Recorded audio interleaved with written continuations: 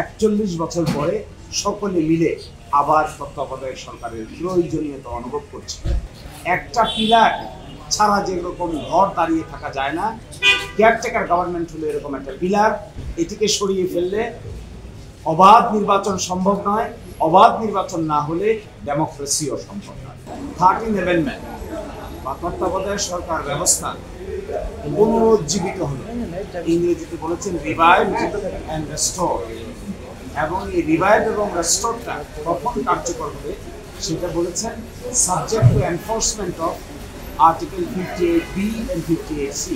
এর অর্থ হলো সংসদ ভাঙিয়ে যাওয়ার 15 দিনের ভিতরে তত্ত্বাবধায়ক সরকার করতে হবে। এখন যেহেতু সংসদ নাই, 15 দিন ভাঙিয়ে যাওয়ার 15 দিনের ভিতরে তত্ত্বাবধায়ক সরকার গঠিত হওয়ার কোনো বিধানও আপাতত কার্যকর হবে না। তাহলে কীভাবে হবে সেটা? এই রিভাইভাল এবং এই রেস্টোরেশনের আদেশ কার্যকর হবে মাস্ট অপারেট প্রসপেক্টিভলি, আগামীতে এটি কার্যকর হবে, বর্তমান সময়ে এটি কার্যকর হবে না। অর্থাৎ ত্রয়োদশ জাতীয় নির্বাচন অনুষ্ঠান করার ক্ষেত্রে এই যে তত্ত্বাবধায়ক সরকার রিভাইভ হলো তার কার্যকারিতা থাকবে, তার কার্যকারিতা থাকবে প্রসপেক্টিভলি, অর্থাৎ চতুর্দশ সংসদ নির্বাচন হবে সেই সময়। আর এ ব্যাপারে আমাদের কথা হলো 1984 সালে, আজ থেকে 41 বছর আগে বাংলাদেশ জামাত ইসলামীর পক্ষ থেকে নির্দলীয় নিরপেক্ষ তত্ত্বাবধায়ক সরকারের প্রথম প্রস্তাব দেওয়া হয়েছিল।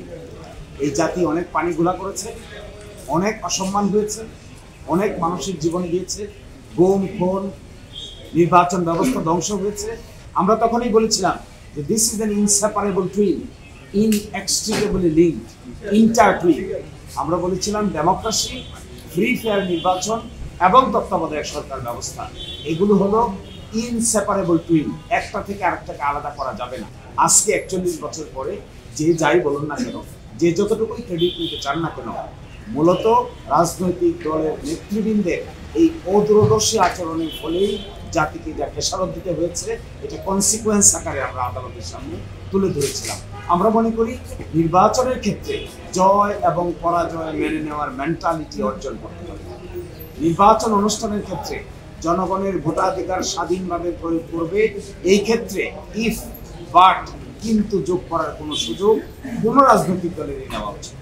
আমরা এটাও মনে করি, আমরা যখন এই তত্ত্বাবধায়ক সরকার চেয়েছিলাম, আমরা ব্যক্তিগত কোনো স্বার্থ, কোনো দলীয় স্বার্থের জন্য চাইনি। আমরা চেয়েছিলাম ডেমোক্রেসি বাংলাদেশে এস্টাবলিশ হোক,